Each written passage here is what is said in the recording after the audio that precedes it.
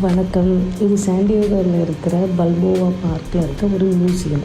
இந்த மியூசியம் பார்க்க ஒரு வீடு மாதிரி இருந்தது. ஸோ இதை பார்க்கலாம் நாங்கள் எக்ஸ்ப்ளோர் பண்ண போயிருந்தேன். ஆனால் அன்றைக்கி இது அவைலபிளாக இல்லை. ஸோ அவங்க என்னை அவங்களோட கார்டனில் பார்க்க அலோவ் பண்ணியிருந்தாங்க. ஸோ இதுக்கு முன்னாடியே ப்ரையராக டிக்கெட் எடுக்கணும்.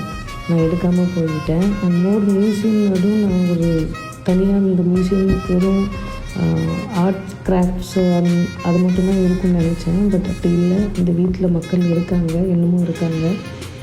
அவங்க ஒரு குறிப்பிட்ட டைமில் மட்டும் இந்த வீட்டை பொதுமக்களுக்காக அலோவ் பண்ணுறாங்கன்னு நினைக்கிறேன். ஸோ இது மாஸ்டன் ஃபேமிலியோட வீடு, அவங்க ஃபேமிலி ஹோம்.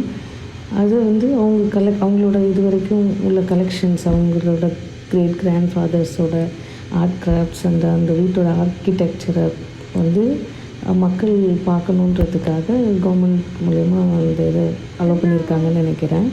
இது இந்த பல்போவா பார்க்கோட ஒரு எண்டில் இருக்கும். இது வாக் பண்ணி வரணுன்னா ரொம்ப தூரம் நடக்கணும்.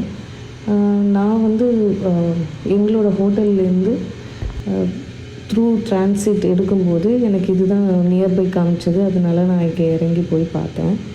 இது கண்டிப்பாக பார்க்க வேண்டிய ஒரு இடம் தான். அதோட அந்த லேண்ட்ஸ்கேப்புமே சூப்பராக இருக்கும்.